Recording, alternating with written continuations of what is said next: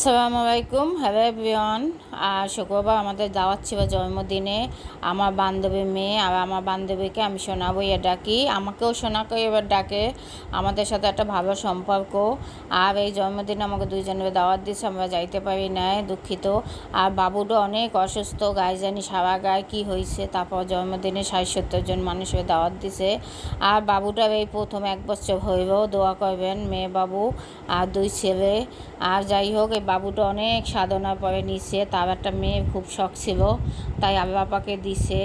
আর যাই হোক, বাবুটা জন্মদিনটা ভালোই হয়েছে, আর অনেক খাবারের আয়োজন করছে, ভালোই আলহামদুলিল্লাহ অনেক কিছুই করছে।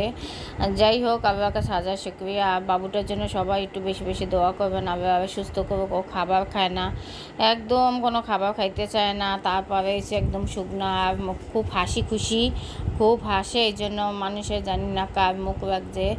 যাই হোক, সবাই ওর জন্য একটু দোয়া করবেন, আল্লাহ যেন সুস্থ সবল করে দেয়। আর ভালোবাসা এইটাই বলে। এই দেখেন, এই রাত্রে খাবার আমার জন্য ফ্রিজে খাবার পাইখা এই রাত্রে নিয়ে আসছে, এটাই একটা ভালোবাসা। সবাই ভালো থাকবেন, সুস্থ থাকবেন, প্রিয় ভাই বোনরা, আপনাদের জন্য